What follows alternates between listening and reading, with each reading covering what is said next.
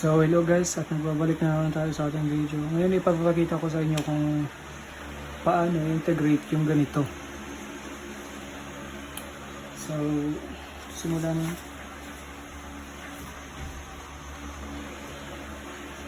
So meron tayo ditong integration of x squared minus a squared over x squared dx. So para ma-integrate to, kailangan lang muna natin i-expand. Bale ganito, x squared over x squared minus a squared then x squared dx. So ngayon, pwede na natin siyang ma-integrate. So bale,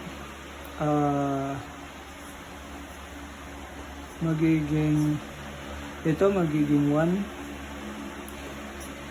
x squared divided by x squared ay 1 minus a squared over x squared dx. Then ilagay lang natin sa format dx minus yung denominator ay i-move lang natin sa numerator, and then yung numerator, pwede natin siyang ilabas, a squared. So, a squared. Ayan, nilabas natin siya sa integration. And then, yung denominator ay minod natin sa taas. So, magiging x raised to negative 2 dx.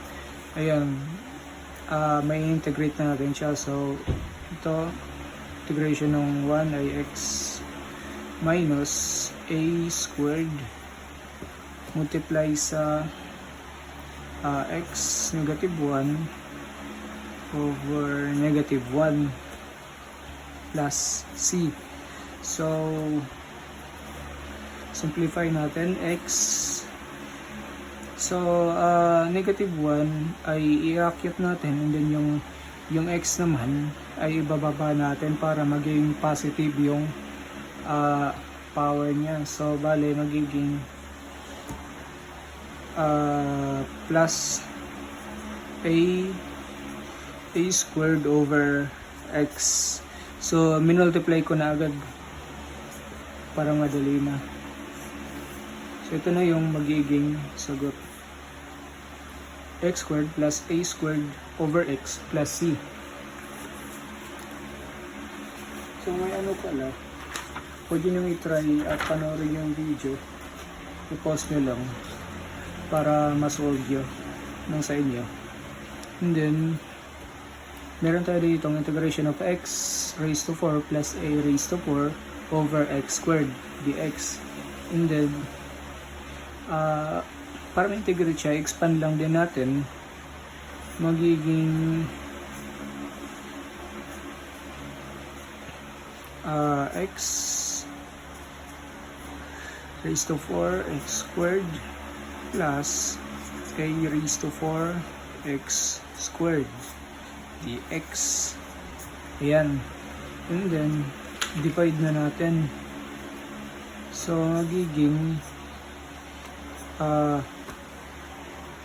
x squared, x raised to 4 over x squared ay x squared. So ito ay matitira a raised to 4 and then x squared dx, and then pwede natin siyang ma-integrate. So x squared dx plus ilabas lang natin yung a raised to 4, and then integrate natin tong x squared. Iakyat lang natin, so ay i-move lang natin sa numerator, so magiging x negative 2 dx, and then integrate na natin, magiging x 1 over 3 x cubed, and then plus a raised to 4 multiply sa integration nito ay x negative 1 over negative 1 plus c. So, iakyat lang natin yung yung negative, and then yung x ay imove natin sa denominator, and then i-multiply natin sa a raised to 4. So bali magiging 1/3 x cube minus a raised to 4 over x plus c. So ito na yung magiging sagot. So ito lamang para sa ating video. Thank you.